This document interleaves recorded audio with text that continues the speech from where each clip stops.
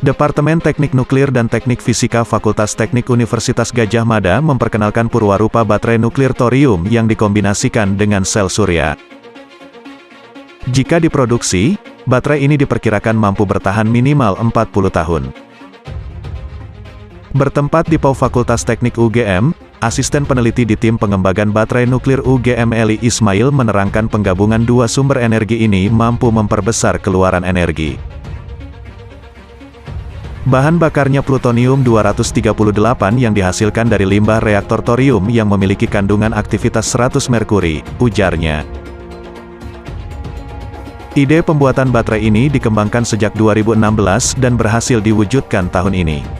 Dengan tujuan menghasilkan sumber energi tahan lama, baterai ini bisa diterapkan untuk berbagai peralatan listrik. Tim pengembangan baterai nuklir UGM Yudi Utomo Imarjoko mengatakan tim harus mendatangkan plutonium-238 yang dihasilkan dari reaktor thorium dari Rusia.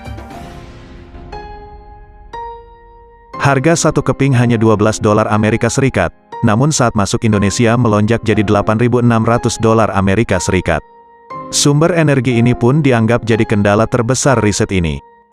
Proyek ini awalnya dibiayai Dahlan Iskan dan sempat terhenti. 2 tahun terakhir ini dibiayai Badan Penelitian dan Pengembangan Kementerian Pertahanan. Keberhasilan prototipe ini sudah kami laporkan dan tinggal menunggu langkah selanjutnya. Presiden Joko Widodo segera menyatakan, "Go nuklear," sebagai bentuk dukungan pada pengembangan energi nuklir. Sekarang ini untuk menghadirkan pembangkit listrik tenaga nuklir atau PLTN peraturannya sangat ketat.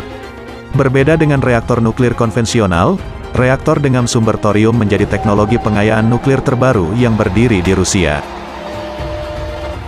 Keunggulan reaktor thorium ialah tingkat keamanannya lebih tinggi, efisiensi berkisar 40–50%, tanpa transisi fase pendingin, dan daya tahan terhadap korosi meningkat. Reaktor thorium juga menyederhanakan manajemen penggunaan bahan bakar nuklir. Limbah dari reaktor thorium salah satunya mengandung plutonium-238 yang digunakan untuk riset ini. Mantan Menteri BUMN Dahlan Iskan yang datang langsung melihat purwarupa baterai nuklir UGM ini menyatakan Indonesia sebenarnya memiliki desain reaktor thorium yang dihasilkan 10 ahli nuklir ternama nasional. Proyek ini saya biayai dengan tujuan agar tidak mengimpor plutonium-238. Meski sempat berusaha untuk mewujudkannya, Indonesia adalah negara Asia Tenggara pertama yang memasuki era nuklir.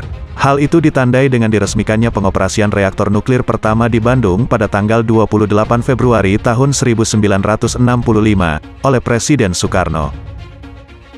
Dalam perkembangannya, pemanfaatan, pengembangan, dan penguasaan tenaga nuklir mencatat berbagai kemajuan, seperti terbangunnya reaktor Kartini di Yogyakarta, 1979, dan reaktor serbaguna Siwa Besi di Serpong, 1987.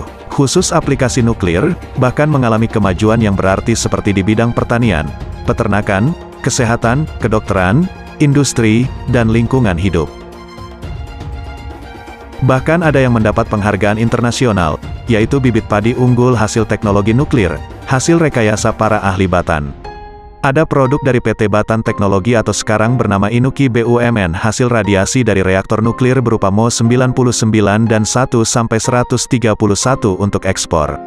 Selain itu produk SM153 EDTMP, 1–131, dan generator Mo 99 TC 99 meter untuk kebutuhan rumah sakit di Indonesia.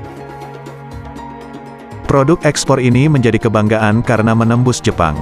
Sayangnya, produk itu tidak ada lagi sejak beberapa tahun yang lalu karena masalah teknis yang sebenarnya sangat gampang diatasi, namun kurang perhatian dari pemerintah. Akibatnya kita kehilangan devisa. Tak hanya itu, untuk kebutuhan rumah sakit di Indonesia, harus diimpor dengan harga yang mahal. Karena itu upaya untuk memproduksi kembali melalui PT INUKI kiranya mendapat perhatian pemerintah dengan memanfaatkan reaktor nuklir Siwa Besi atau membuat reaktor baru.